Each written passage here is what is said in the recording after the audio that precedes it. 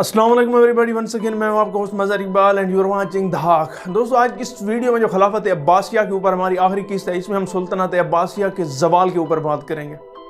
देखें, ज़वाल बेसबब नहीं आता, बगैर किसी वजह के नहीं आता।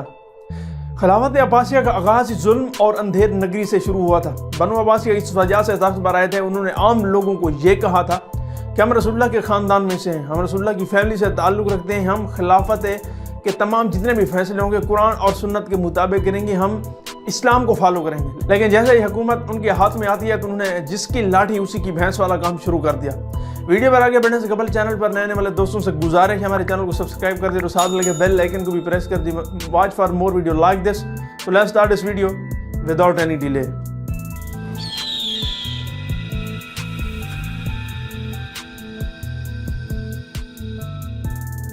सो वेलकम बैक दोस्तों, जैसा कि मैं आपको बता चुका हूँ कि ज़वाल बगैर किसी वजह के नहीं आता। दोस्तों, बनु अब्बासिया जिस वजह से कामयाब हुए थे वो ये थी कि उन्होंने आम मुसलमानों को ये इत्मीनान दिया था कि हम ख़ानदान रिसालत में से, हम कुरान और सुन्नत के मुताबिक काम करेंगे और हमारे हाथों में हदूदुल्लाह कायम हुई है। लेकिन हुकूमत हासिल होने के बाद कुछ ज़्यादा मुद्दत ना गुजरी थी कि उन्होंने अपने अमल से साबित कर दिया कि यह सब कुछ फ़रेब था। बनु उमैया के दारुल सुल्तानत दमिश्क को फतह करके अब्बासी फौजियों ने वहाँ कत्लेआम शुरू कर दिए, जिसमें 50,000 आम मुसलमान मारे गए थे। 70 दिन तक जामिया बनु उमैया घोड़ों का अस्बतल बनी रही। हज़रत माविया और दूसरे तमाम असहाब की कब्रें खुदवाड़ दी गई, उनके मुर्दे बाहर निकाल दिए, उनकी हड्डियों को पिसवाड़ डाला गया।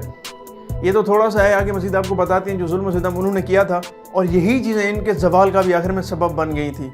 दोस्तों, खिलाफत राशिदा के खात्मे के बाद अरबों की कायम करता दो अजीम सुल्तनतों में से दूसरी सुल्तनत खिलाफत अब्बासिया है। पहली बनु उमैया, दूसरी बनु अब्बासिया। ख़ानदान अब्बासिया के दो भाइयों अल-सफ़ा और जाफ़र अल-मंसूर ने खिलाफत कायम की, जिसका क़याम 750 ईस्वी एंड 132 हिजरी में अमल में आया। और इसका जो इख्तिताम है, ये जो खिलाफत एंड हो रही है 1258 ईस्वी एंड 656 हिजरी में इसका खात्मा हो गया। यह खिलाफत एक तहरीक के ज़रिए कायम हुई जो बनु उमैया के खिलाफ थी। खिलाफत बनु उमैया को खात्मे के बाद खिलाफत अब्बासिया आई। यह खिलाफत एक तहरीक के ज़रिए कायम हुई जो बनु उमैया के खिलाफ थी। तहरीक ने एक अरसे तक अपने मकासद के हसूल के लिए जद्दोजहद की, बिलाखिर बनु उमैया को शिकस्त देने के बाद ये इक़्तिदार पर आ गई। दोस्तों, खिलाफत अब्बासिया के जितने भी किंग्स बादशाह गुजरे, उनमें से जितने फेमस थे उन तमाम के ऊपर मैं वीडियो बना चुका हूँ और डिटेल के ऊपर, इसी खिलाफत अब्बासिया की सीरीज़ में से। और ये आज 7वीं किस्त से पहले जितनी 6 किस्तें बन चुकी हैं। आप जो बंदा देखना चाहते हैं उनको डिटेल के साथ देख लें कि मैंने किन किन बादशाह के ऊपर जिक्र किया है और उनका खिलाफत का निज़ाम किस तरह चल रहा था और सब। और चंद इन लोगों के जिक्र में उन लोगों का जिक्र करना चाहता हूँ जिनके मुतालिक मैंने बयान नहीं किया था। कुछ ऐसे बहुत सारे किंग गुजरे हैं, लेकिन मैंने सिर्फ फेमस किंग्स को ही मैंने ऊपर मेंशन किया है। दोस्तों, जब मुतसिम भी एक किंग था खिलाफत अब्बासिया का, ये इतने अयाश परस्त से, अभी आपको मैं बताता हूँ। वैसे तो सभी अयाश परस्त थे, इनमें से एक दो थे जो दीन से लगाव रखते थे, जिन्होंने खिलाफत को ऊपर ले आने की कोशिश। बाकी तो तमाम ऐसे ही अयाशों में उनकी गुजरी है। एक और इनमें से था मुतसिम। जब ये मरने लगा तो एक कश्ती में सवार हुआ और एक इंसान जिसका नाम ज़मान था उसको कहा कि तुम गाना गाते चलो, और वो गाना गाता रहा और मुतसिम सुनता रहा। और आखिरी वक्त में भी ये लहू लब में खोया हुआ था, अपनी मस्ती में खोया हुआ था। खलीफा वासिक ये एक और था, उसके दौर में भी उलमा के साथ सख्त उनके साथ रवैया इख्तियार किया गया। उसके वज़ीर ज़ियारत ने उलमा को अज़ियत देने के लिए एक अहनी तनूर बनाया हुआ था, जिसके अंदर नोकीले एक कील लगे हुए थे। जब वो खुद ज़ेरे अताब आया, जब उसका अपना एंड टाइम आया, तो वो अपने बनाए हुए तनूर में डाला गया। खिलाफा जाफ़र मुतवक्किल ने हज़रत इमाम हुसैन की कब्र पर हल चलवा दिए थे। रिवायत में है कि इसके फर्जंद ने मुंतसिर ने अपने बाप को उस वक्त हलाक किया जब वो मैं नोशी और अयाशी में मसरूफ़ था, जब वो शराब पी चुका था। दोस्तों, खलीफा मुतवक्किल के दौर में जब अजीब व गरीब वाक़यात पेश आए, शहर हल्लात के बाशिंदों ने आसमान से एक चीख की आवाज़ सुनी, जिसकी हैबत से हज़ारों अफराद मर गए थे। इसी तरह मिस्र के एक इलाके में आसमान से भारी पत्थर भी बरसे। यमन में एक पहाड़ ने इस तरह हरकत की कि लोगों के खेत एक जगह से दूसरी जगह पर पहुंच गए। शहर हलब शाम में एक अजीब व गरीब सफ़ेद परों वाला परिंदा फ़िज़ा में नमूदार हुआ और इंसानों की बोली में पुकारा कि अल्लाह से डरो। परिंदे ने 40 बार ये आवाज़ लगाई, उसके बाद वो गायब हो गए। मुतवक्किल के आयश पसंदी की यह कैफियत थी कि उसके हरम में उसकी हवेली में 4000 लौंडियाँ और खूबसूरत कनीज़ें जमा थी। المنتصر باللہ کے بارے میں یہ بھی کہا جاتا ہے کہ اس نے تاج و تخت کے لیے باپ کو قتل کیا، وہ خود صرف 6 ماہ تک حکمران رہا اور پھر مر گیا۔ تاریخ کے طالب علم یہ سوچنے میں برحق ہیں کہ کاش ان حکمرانوں نے اپنی عادتوں اور اپنی خواہشوں پر قابو پا لیا ہوتا تو آج تاریخ انہیں کسی اور طرح یاد کرتی، اور امت مسلمان کے نوجوان اپنے ماضی کے ان حوالوں سے پریشان ہو کر یوں سوال نہ اٹھاتے۔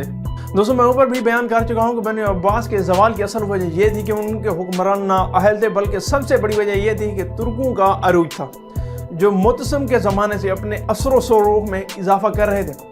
اصل میں عباسیوں کو خلافت دلانے میں بڑا ہاتھ ایرانیوں کا تھا، اور عباسیوں نے ذاتی مسلط کے تحت ایرانوں کے اثر و رسوخ کو کم کرنے کے لیے ترکوں کو آگے بڑھایا کہ ایران کی جو پوزیشن تھی، ایران کی جو اس وقت حالت تھی، اس کو کم کیا جائے اور ترکوں کو بڑھایا جائے، جو خود ان کے لیے نیک فعال ثابت نہ ہوا۔ ترک عباسیوں کے لیے نیک فعال ثابت نہ ہوئے۔ متوکل کے بعد ترک عمراء کا اقتدار اور بڑھ گیا، اب وہ خلیفہ کا حکم سننے میں بھی انکار کرنے لگے۔ انہوں نے کتنے خلفاء کو اتارا اور بعض کو قتل بھی کروا دیا۔ اس طرح ترکوں نے مرکزی حکومت کو کمزور تو کر دیا، لیکن خود کوئی مضبوط حکومت نہ قائم کر سکے۔ اس صورتحال میں کئی مقامی عمراء نے اپنے علاقوں میں خود مختار حکومتیں قائم کر لیں، جن میں قابل ذکر بنو بوبیا کی تھی، سامانی تھی اور فاطمی حکومتیں تھیں۔ دوستو زوال کی دوسری کراستہ کا فتنہ بھی رونما ہوا تھا۔ ان کے زوال بنو عباسیہ کے زوال کا ایک اور مسئلہ بھی تھا کہ ان کے دور میں کرامتا کا فتنہ بھی رونما ہوا تھا، جنہوں نے 50 سال تک جنوبی عراق اور شام میں ظلم و ستم اور لوٹ مار کا سلسلہ جاری رکھا۔ دور زوال کے اچھے حکمرانوں میں قابل ذکر محتدی تھا، جس نے خلافت کو زیادہ سے زیادہ اسلامی رنگ دینے کی کوشش کی، اور اس کوشش کے نتیجے میں ترکوں اور اسلامی پابندیوں سے نالاں شاہی حکام اور عمراء کی سازشوں کا نشانہ بن کر ترکوں کے ہاتھوں وہ بھی قتل ہو گیا۔ اس دور میں سب سے زیادہ خدمات انجام دینے کے حوالے سے قابل ذکر معتضد، جو معتمد کے بعد خلافت پر بیٹھا، اس نے ترکوں کا زور توڑا اور ایک وسیع علاقے پر دوبارہ امن و امان قائم کر دیا اور حکومت کی گرتی ہوئی عمارت کو سہارا دیا۔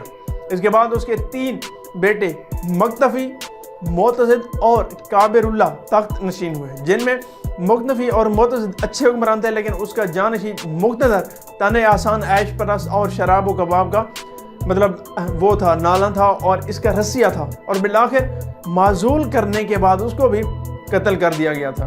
اس میں کوئی شک نہیں ہے کہ بعد کے عباسی حکمرانوں نے اسلامی اقتدار کے فروغ کے لیے کام کیا، اسلامی قانون کے نفاذ میں دلچسپی، لیکن اس حکومت کے بعد بھی بنیاد خراب ہی تھی، کیونکہ وہ ملوکیت تھی۔ ان کے ہاتھوں میں جو انقلاب ہوا اس سے صرف حکمران ہی بدلے، طرز حکومت نہ بدلا۔ انہوں نے اموی دور کی کسی ایک خرابی کو بھی دور نہ کیا، بلکہ ان تمام تعمیرات کو جوں کا توں برقرار رکھا، جو خلافت راشدہ کے بعد ملوکیت کے آ جانے سے اسلامی نظام میں رونما ہوئے۔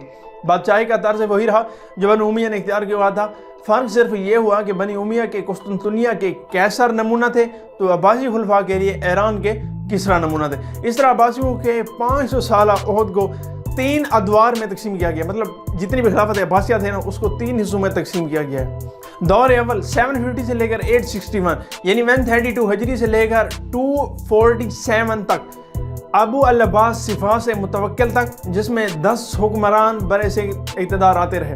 میں اس کے اوپر الصفا کے اوپر پوری ویڈیو میں بنا چکا ہوں، جو دوسری کیس تھی وہ اسی کے اوپر تھی، وہ آپ جا کر دیکھ سکتے ہیں اگر کسی کو دیکھنی ہو تو۔ یہ حکمران غیر معمولی صلاحیتوں کے مالک تھے، ابو جعفر مہدی تھا، ہارون تھا اور مامون جیسے عظیم و باصلاحیت حکمران اس سے پہلے دور سے وابستہ تھے۔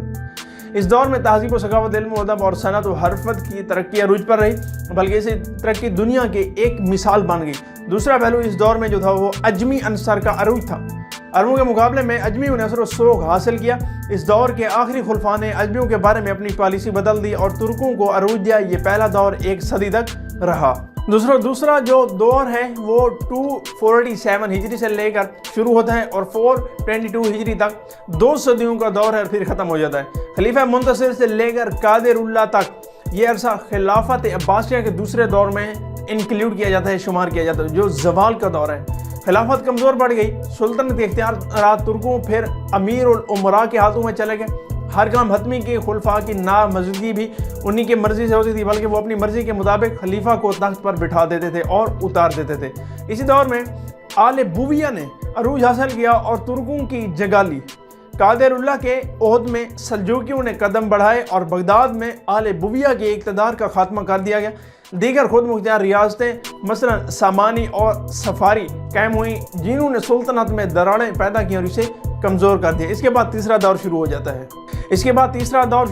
ہے۔ تیسرا دور 131 عیسوی سے لے کر 1258 عیسوی تک رہتا ہے، مطلب کہ 422 ہجری سے لے کر 656 ہجری، یعنی قادر باللہ سے متسم آخری حکمران تک ہے، جو سلجوکیوں کے غلبے کا دور ہے۔ خلیفہ کی تمام حیثیت ختم ہو گئی۔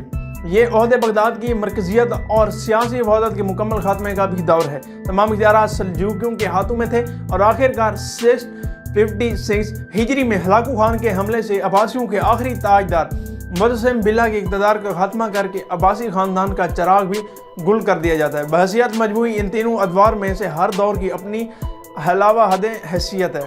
آخری دور میں تمام تر کمزوریوں کے باوجود خلافت کا روحانی لبادہ اور خلیفہ کا مذہبی تقدس بہرحال برقرار رہا، لیکن سیاسی یکجہتی کا خاتمہ ہو گیا، لیکن مذہبی حیثیت موجود رہی۔ خود مختار ریاستوں کے قیام نے بغداد کی مرکزی حیثیت تو ختم کر دی، لیکن دنیا اسلام کے کئی حکمران خلیفہ سے وفاداری کا دم بھرتے تھے۔ دوستوں امید کرتا ہوں کہ آپ کو ویڈیو اچھی لگی ہوگی۔ اگر ویڈیو اچھی لگی تو ہمارے چینل کو سبسکرائب کر دیں اور ساتھ لگے بیل آئیکن کو بھی پریس کر دیں۔ Watch for more video like this. ملتے ہیں ایک نئی ویڈیو میں، تب تک کے لیے اجازت دیجیے۔ اللہ حافظ۔